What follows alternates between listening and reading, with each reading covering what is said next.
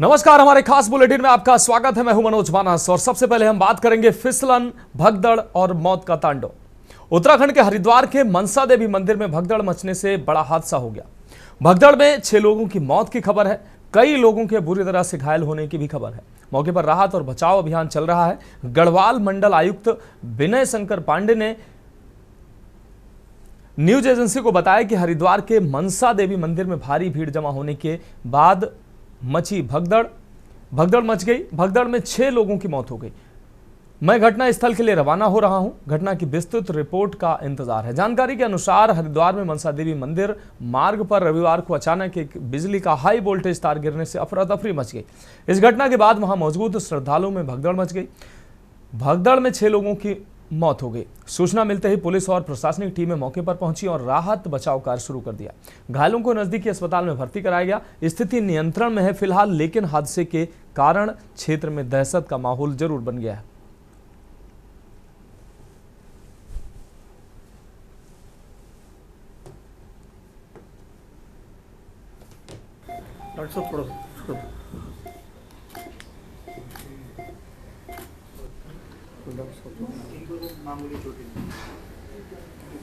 प्रातःकाल 9 बजे के आसपास कुछ यहाँ पर करंट जैसा कुछ फैल गया है, उसके कारण से भगदड़ हुई है। इसमें ये दुर्घटना हुई, बहुत दुर्घटना है और इसके हमने मजिस्ट्रियल जांच के आदेश कर दिए हैं और घायलों को सभी को कुछ यहाँ जिला अस्पताल में और अन्य अस्पतालों में और इसके साथ ही किसी के सेम से रिफर कर दिया गया है। सभी घायलों को ठीक प्रकार से उनको इलाज मिले, ये हमारी प्राथमिकता है। सभी अधिकारीगण, सभी लोग रेस्क्यू के काम में लगे हुए हैं। सभी बचाव के काम पूरी तरह से यहाँ पर हो रहा है। हमारा प्रयास है कि जो घायल है जल्दी से जल्दी सभी स्वस्थ हों। मैं भगवान से प्रार्थना करता हूँ कि सभी जो दिवंगत हुए हैं उनके यहाँ को शांति प्राप्त हो, उनके परिजनों को जो असमय बड़ा कष्ट आया है और उनके साथ हमारी पूरी संवेदनशीलता है और भगवान से हम प्रार्थना करते हैं कि भगवान उनको अपने शिव चरणों में स्थान दें और उन सभी को परिवार भी सबको एक सहन करने की शक्ति प्रदान करें।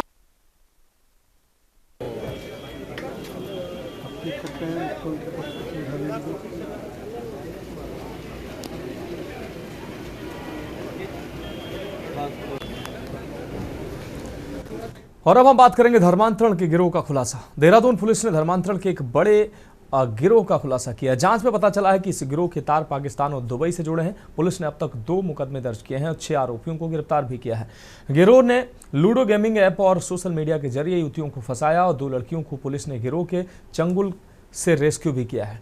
गिरोह के ग्रुप्स के जरिए युवतियों को इस्लाम और अरबी भाषा की तालीम दी जाती थी।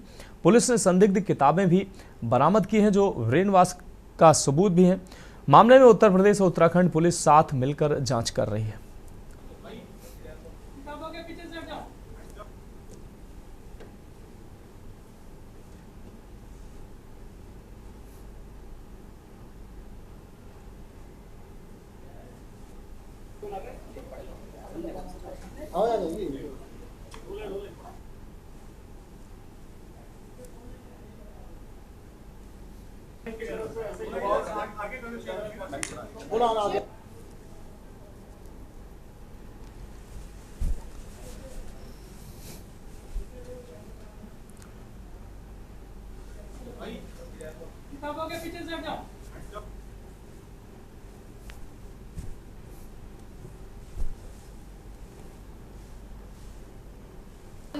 इंस्टा और फेसबुक पर बहुत सारे हमारे युवा हैं और वो जब सर्च करते हैं इस तरह से, जब उन्हें लगता है कहीं पे किसी ने सर्च किया तो आपने देखा होगा कि वो सब पॉप करने लगता है, उसी तरह के सजेशन में फ्रेंड्स आने लगते हैं। तो फिर जब इन्होंने देखा और उन लोगों को लगा कि ये कुछ कोई इंटरेस्टेड है तभी हमें सर्च कर रहा है, तो जब ये फिर खुद से संपर्क करते हैं। जैसे कि मरियम ने भी बताया, सुमैया ने भी बताया कि जैसे ही ऐसा होता है तो जैसे किसी का फ़ोन आ जाता है, वो कहता है कि अच्छा आप कहाँ रहते हैं, क्या करते हैं, तो ऐसे वो इंस्टा पे बातें भी करने लगते हैं, उस पर चैट शुरू हो जाती है। जैसे कि आप स्टडी कर रहे होंगे, छांगुर का जो नेटवर्क सामने आ रहा है यूपी में, जिस तरह जिसका एक्सपोजर हुआ है, यहाँ आपने एक और मामला एक्सपोजर किया है, दूसरा मामला दर्ज हुआ है, इनका मोडस ऑपरेंडी जो है क्या बिल्कुल सेम है, क्या दोनों इंटर रिलेटेड गैंग्स हैं ये, या क्या है? देखिए, जो झांगुर का केस है वो यूपी द्वारा जो है यूपी पुलिस द्वारा इन्वेस्टिगेट किया जा रहा है। और मैंने अभी जैसे अपना शुरू के अपने जो बाइट दी थी उसमें कहा था बहुत सारे ऐसे इश्यूज होते हैं जो नेशनल इंपॉर्टेंस और नेशनल सिक्योरिटी से कंसर्न होते हैं, तो वो बहुत अर्ली स्टेज पर उसको डाइवर्स करना ठीक नहीं रहता। बट कहीं ना कहीं जो मोडस ऑपरेंडी एक फंडिंग की बात आती है कि कहीं ना कहीं धर्मांतरण कराना, धर्मांतरण के डिस्गाइज में कोई इनको गलत मिसयूज़ करना, जैसे मैंने बताया कि ऐसे ब्रेन वॉश जो यूथ होता है उसको कहीं ना कहीं स्लीपर सेल के माध्यम से गलत यूज़ कर सकते हैं, कहीं किसी टेररिस्ट एक्ट में यूज़ कर सकते हैं। और अब हम बात करेंगे त्रिस्तरीय, आपको बता दें पंचायत चुनाव का दूसरा चरण। त्रिस्तरीय पंचायत चुनाव का मतदान कल होगा। डोईवाला ब्लॉक की 38 ग्राम पंचायत, 40 बीडीसी और 5 जिला पंचायत सीटों सहित 200 ग्राम पंचायत सदस्य सीटों पर मतदान होगा। डोईवाला डिग्री कॉलेज से 65 वाहनों में कुल 273 पोलिंग पार्टियां मतदान के लिए रवाना हुई। चुनाव संचालन के लिए 1911 कर्मियों को ड्यूटी पर लगाया गया है। तो उत्तराखंड में त्रिस्तरीय पंचायत चुनाव के दूसरे चरण के लिए कल मतदान होंगे। पहले चरण में जिस तरीके से बम्पर मतदान हुआ था, दूसरे चरण में भी उसी तरीके से मतदान की प्रशासन उम्मीद लगा रहा है। और मौसम की बेरुखी और तमाम प्रतिकूलताओं के बावजूद भी उत्तराखंड में प्रथम चरण में त्रिस्तरीय पंचायत चुनाव के प्रथम चरण में बम्पर वोटिंग हुई थी। लोगों ने बढ़ चढ़कर मतदान किया था और राजनीतिक पार्टियों को, कैंडिडेटों को और जो प्रशासनिक बल है उसको उम्मीद है, प्रशासन को उम्मीद है कि इस बार भी दूसरे चरण में भी बढ़ चढ़कर लोग मतदान करेंगे। डोईवाला से हमारे संवाददाता राजकुमार अग्रवाल ज्यादा जानकारी के लिए हमारे साथ जुड़ गए हैं।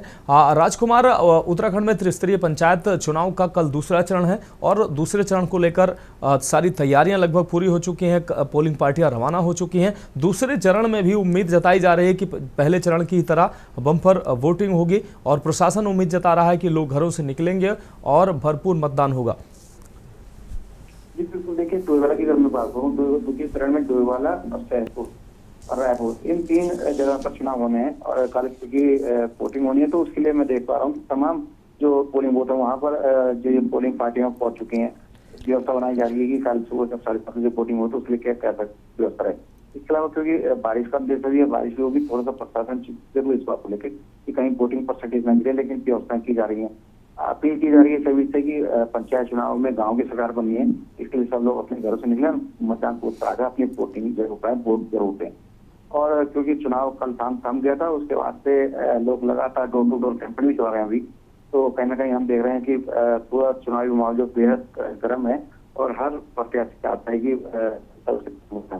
प्रशासन की अगर मैं बात करूँ तो डोईवाला ब्लॉक की अगर हम बात करें तो यहाँ पर 38 ग्राम सभा, जिसमें से 35 ग्राम सभा जो पंचायतें हैं उनमें चुनाव होने। इसके अलावा 40 ब्लॉक जो क्षेत्र पंचायत सीटें हैं उसमें से 38 सीटों पर चुनाव होने। इसके अलावा तमाम ग्राम पंचायत सदस्य की सीटें और 5 जिला पंचायत सीटें हैं डोईवाला ब्लॉक में, जिन पर ही चुनाव होगा। और क्योंकि डोईवाला से आज लगभग 1911 मतदान कर्मी थे जो आज पोलिंग बूथों के लिए रवाना हुए हैं। कुल 273 पोलिंग बूथ यहाँ बनाए गए हैं डोईवाला क्षेत्र में। तमाम सुरक्षा की व्यवस्था यहाँ पर की गई है। एसडीएम डोईवाला जो कि निर्वाचन अधिकारी है, उनकी तरफ से बताया गया है कि सभी तरह की व्यवस्थाएं पूरी कर ली गई हैं। निर्वाचन सामग्री प्रत्येक बूथ पर पहुंच चुकी है और क्योंकि सुरक्षा के बीच जब मतदान शुरू होगा तो जाहिर सी बात है कि एक उत्साह लोगों में रहेगा और गांव की सरकार बनाने के लिए सब लोग इंतजार भी कर रहे थे, क्योंकि काफी समय हो गया था पंचायत चुनाव निश्चित रूप से होने के लिए जी। तो कहीं ना कहीं व्यवस्थाएं हम देख पा रहे हैं कि पूरी तरीके से व्यवस्था कर ली गई है और सभी जो सूचना हमें आज डोईवाला की तरफ से दी गई यही कि सारी टीमें जो है अपने अपने पोलिंग बूथ पहुंच गई है। सबसे बड़ी बात डोईवाला क्षेत्र की जो पहाड़ी क्षेत्र है गडोल इटाहट में, वहाँ पर भी जो टीम है सकुशल टीमें अपने पोलिंग बूथ पर पहुंच गई है। तो प्रशासन को यही उम्मीद है कि चुनाव अच्छा हुआ। निर्वाचन की तमाम आयोग की तमाम टीमें हैं, सेक्टर मजिस्ट्रेट हैं जो अपने अपने क्षेत्र में दौरा करेंगे और कोशिश करेंगे कि जो पंचायत चुनाव शांतिपूर्ण हो और अच्छी व्यवस्था हो। हाँ बिल्कुल राजकुमार, जिस तरीके से चुनाव से पहले जो अंदेशा जताया जा रहा था कि मौसम प्रतिकूल चल रहा है, ऐसे में पंचायत चुनाव कराए जा रहे हैं, लेकिन जिस हिसाब से प्रथम चरण का चुनाव हुआ, लोग घरों से निकले और बम्पर वोटिंग हुई, दूसरे चरण में भी ऐसी ही उम्मीद जो है वो कैंडिडेट भी लगा रहे हैं, प्रशासन भी लगा रहा है कि लोग बढ़ चढ़कर मतदान करेंगे। और जिस तरीके से मौसम है, मौसम का कुछ खास असर मतदाताओं पर दिखाई नहीं दे रहा है। राजकुमार जरूर जी बिल्कुल, देखिए बारिश की संभावना जरूर कल बनी हुई है, लेकिन जिस तरह का उत्साह लोगों में उसको देखकर लग रहा है कि बारिश है उनका जो उत्साह है वो नहीं तोड़ पाएगी, क्योंकि पहले प्रथम चरण का मतदान जो है काफी सफलतापूर्वक था, काफी परसेंटेज जगह पड़ा था। तो कोशिश राज्य निर्वाचन आयोग के साथ ही जो इलेक्टोरल मजिस्ट्रेट हैं या फिर तमाम प्रत्याशी हैं या फिर अधिकारी हैं जो फील्ड में बने हुए हैं, वो लोगों से ये अपील कर रहे हैं कि अपना वोट जरूर दें, वोट की कीमत पहचाने। गाँव की पंचायत की सरकार बनेगी, गांव की सरकार बनेगी, उसके लिए बहुत जरूरी है कि आप लोग पोलिंग बूथ तक पहुंचे। तो अपील की जा रही है लोगों से, और क्योंकि अब दूसरे चरण का मतदान होगा और बहुत प्रशासन को और राज्य निर्वाचन आयोग की टीमों को भी उम्मीद है कि बहुत अच्छे उसमें माहौल में चुनाव हो रहे हैं। और जो हमें देख रहे प्रथम चरण बेहद शांतिपूर्वक संपन्न हुआ था, तो दूसरे चरण में भी सबको उम्मीद है कि अच्छे चुनाव होंगे, अच्छा मत प्रतिशत निकल के सामने आएगा। तो अपील सबसे यही की जा रही है, लगातार निगाहें बनाए हुए हैं, हम देख रहे हैं कड़ी व्यवस्थाएं सब जगह की गई हैं। 28 केंद्र द्वारा में पोलिंग बूथ ऐसे हैं जो संवेदनशील है, उनके लिए व्यवस्थाएं जुटाई गई है, पुलिस फोर्स यहाँ पर तैनात किया गया है। इसके अलावा तमाम रेस्क्यू टीमें भी एक प्रकार की हम कह सकते हैं कि जो चलेंगी, क्विक रिस्पॉन्स टीम जिसको कहा गया है, उनकी भी तैनाती की गई है। इसके अलावा अतिरिक्त तमाम जो कर्मी है निर्वाचन में, उनकी व्यवस्था अलग से की गई, यानी कि पूरी चाचों में व्यवस्था कर दी गई है। और प्रशासन को भी उम्मीद है, लगातार सरकार की तरफ से भी अपील की गई कि लोग मत प्रतिशत बढ़ाने के लिए बहुत जरूरी है कि मतदान केंद्र तक पहुंचे। तो यही उम्मीद जताई जा रही है कि कल जब बिल्कुल राजकुमार, इस तमाम जानकारी के लिए आपका बहुत शुक्रिया। तो उत्तराखंड में त्रिस्तरीय पंचायत चुनाव का दूसरा चरण, जिसमें कल मतदान होना है, पोलिंग पार्टियां रवाना हो गई हैं और कल जो है वो सुव्यवस्थित और पूर्ण सुरक्षा के साथ मतदान संपन्न कराए जाने की तैयारियां जो है वो पूर्ण हो चुकी हैं।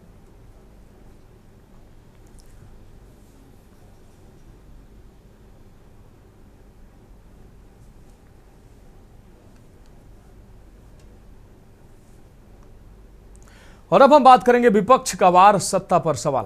कानपुर पहुंचे उत्तर प्रदेश विधानसभा के पूर्व नेता प्रतिपक्ष और वरिष्ठ सपा नेता माता प्रसाद पांडे ने प्रदेश की योगी सरकार पर जमकर जुबानी हमला बोला। उन्होंने बिजली आपूर्ति, कानून व्यवस्था, शिक्षा प्रणाली और प्रशासनिक नियंत्रण सहित कई मुद्दों पर सरकार को कटघरे में खड़ा किया। पूर्व नेता प्रतिपक्ष ने बिजली संकट पर सरकार को आड़े हाथों लेते हुए कहा कि मुख्यमंत्री स्वयं कहते हैं कि पैसे की कोई कमी नहीं है, फिर भी प्रदेश में बिजली सप्लाई नहीं हो रही है। मंत्री अधिकारियों को दोष दे रहे हैं, जबकि व्यवस्था पूरी तरह से चरमराई है। उन्होंने कानून व्यवस्था पर बोलते हुए कहा कि प्रदेश में कोई कहीं आता जाता है उसे गोली मार दी जाती है। मुख्यमंत्री के गृह जनपद गोरखपुर तक में हर दिन गोली चल रही है। ये बताता है कि सरकार के नियंत्रण में कुछ नहीं है। सपा नेता ने हाल ही में राज्य मंत्री प्रतिभा शुक्ला के धरने पर भी तीखी टिप्पणी की। उन्होंने कहा कि अगर एक मंत्री को अपने ही मंत्रालय के लिए धरने पर बैठना पड़ जाए तो सोचिए व्यवस्था कितनी कमजोर है। मुख्यमंत्री ने सभी विभागों पर नियंत्रण कर रखा है, मंत्री अपने ही विभाग में काम नहीं करा पा रहे हैं।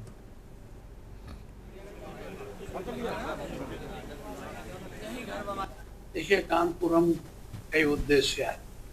एक तो ये अर्पित द्विवेदी का निमंत्रण था, हमारी योजना सभा के नगर अध्यक्ष अर्पित द्विवेदी का, इसमें आना था।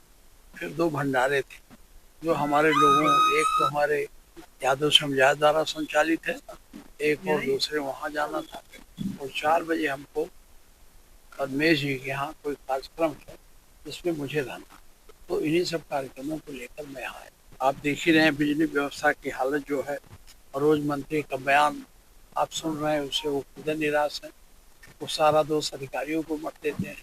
मुख्यमंत्री कहते हैं हमारे पास पैसे की कमी नहीं है, बिजली खरीदो। तो अगर पैसे की कमी नहीं है तो बिजली खरीद के आनी है ना। इनकी व्यवस्था बिजली की चरमरा गई, और बिजली व्यवस्था को जितनी हमें जरूरत है, मंत्री जी कहते उससे ज्यादा हमारे पास बिजली है, फिर उससे ज्यादा बिजली तब तो गड़बड़।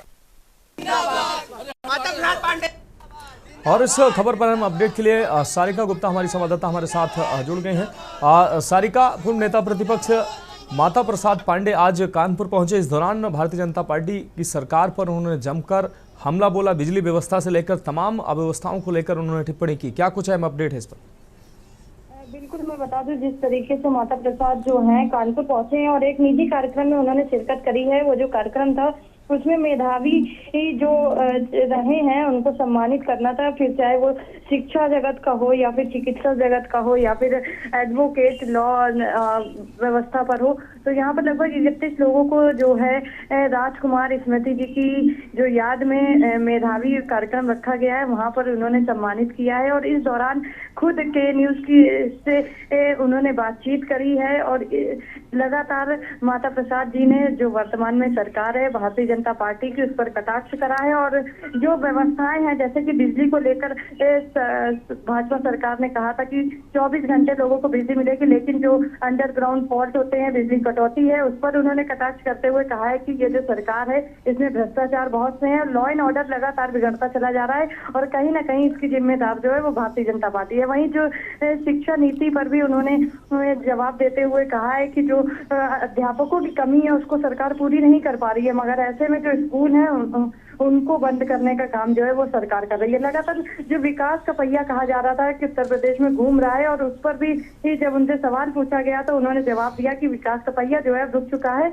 और इसकी जिम्मेदार भारतीय जनता पार्टी है। तो कई बड़े जो जवाब हैं वो उन्होंने दिए और अब जो है एक निजी कार्यक्रम में वो पहुंचकर उस कार्यक्रम में जो मेधावी हैं उनको सम्मानित करने का काम कर रहे हैं। हाँ बिल्कुल सारिका, इस तमाम जानकारी के लिए आपका बहुत शुक्रिया। तो नेता प्रतिपक्ष माता प्रसाद पांडे कानपुर पहुंचे थे। इस दौरान उन्होंने यूपी की कानून व्यवस्था, चरमराई बिजली व्यवस्था को लेकर सरकार को घेरा। तो नेता प्रतिपक्ष माता प्रसाद पांडे ने सरकार पर जमकर हमला बोला। और फिलहाल हमारे स्पेशल बुलेटिन में वक्त एक ब्रेक का, और ब्रेक के बाद हम बात करेंगे सावन की हरियाली तीज। ब्रेक के बाद स्पेशल बुलेटिन में एक बार फिर से आपका स्वागत है। हम बात कर रहे हैं सावन की हरियाली तीज।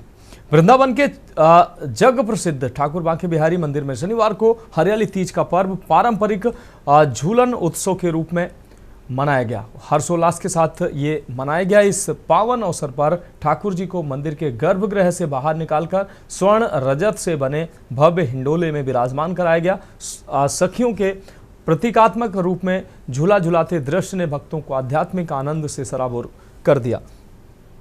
ठाकुर जी को हरे रंग की विशेष पोशाक पहनाई गई और पूरे मंदिर को सावन के रंगों से सजाया गया। विशेष भोग में घेवर फैनी अर्पित की गई। भक्तों ने जब अपने आराध्य को कीमती हिंडोले में झूलते देखा तो जयकारों से मंदिर गूंज उठा। देश विदेश से आए हजारों श्रद्धालुओं ने दर्शन कर स्वयं को धन्य माना। मंदिर परिसर की भव्य सजावट और ठाकुर जी का अनुपम श्रृंगार श्रद्धालुओं को अभिभूत करता नजर आया।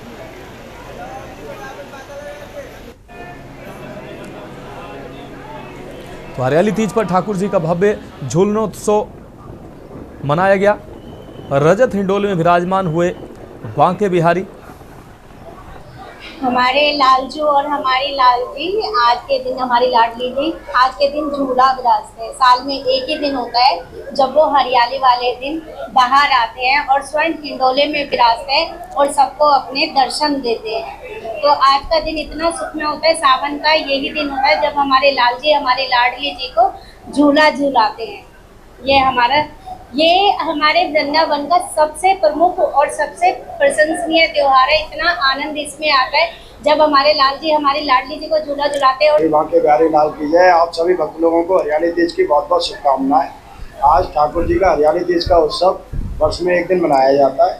उसमें सोने चांदी से जड़ा हुआ ठाकुर जी का हिंडोला लगता है, जिसको आज लगे हुए 79 ईयर्स हो गए। आज के दिन ठाकुर जी को घेवर फैनी का भोग लगाया जाता है। हरे रंग की पोशाक धारण कराई जाती है, स्वर्ण आभूषण धारण कराए जाते हैं। ऐसा प्रतीत होता है कि जुगल जोड़ी स्वयं ठाकुर जी महाराज के झूला झूल रही है, झूला झूल रहे हैं, झूला झूल के आनंद ले रहे हैं। और अब हम बात करेंगे चमत्कारी प्रतिभा की। हमारी प्यारी धरती अजूबों से भरी हुई है। इंसान इस धरती का सबसे खूबसूरत और दिमाग की शक्ति को प्राप्त किए हुए इकलौता जीव है जो सभी पर हुकूमत करता है। कुछ इंसान इतने विरले होते हैं कि उनका हुनर उन्हें आसमान की ऊंचाइयों पर पहुंचाता है। आज हम आपको मिलवाने जा रहे हैं एक ऐसी बच्ची से जिसका जन्मजात हुनर उसे पहचान और शोहरत दिला रहा है। तो मिलिए वान्या दीक्षित से, जो कि लखनऊ के वंथरा की निवासी हैं, जो कि आंखें बंद करके कोई भी रंग को छूकर बता देती हैं कि वो कौन सा रंग है, और छूकर कोई भी किताब पढ़ सकती हैं। आप भी देखिए एक इवेंट के दौरान कैसे इन्होंने अपने हुनर का जलवा बिखेरा और लोग तालियां बजाने को मजबूर हो गए, और इस दौरान उन्हें अवार्ड भी दिया गया।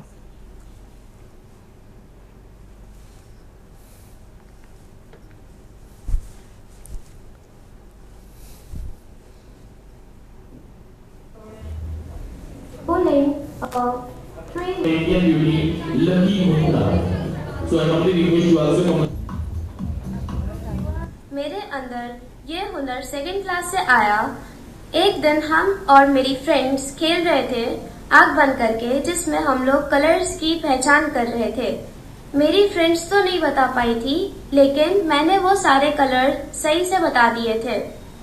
उसके बाद मेरी फ्रेंड्स ने मेरे फैमिली मेम्बर्स को बताया, तो मेरी फैमिली मेम्बर्स ने मुझे बहुत सपोर्ट किया, जिसमें मेरे मम्मा पापा, मेरे दादी बाबा और मेरी चाची चाचू भी हैं। और मेरा आगे का एम है सिविल सर्विसेज, और उसके साथ मैं ये अपना टैलेंट भी बढ़ाना चाहती हूँ। तो फिलहाल हमारे स्पेशल बुलेटिन में अभी के लिए मेरे साथ इतना है। मुझे दीजिए इजाजत और आप देखते रहिए के न्यूज़ इंडिया। आप देख रहे हैं के न्यूज़, खबरों का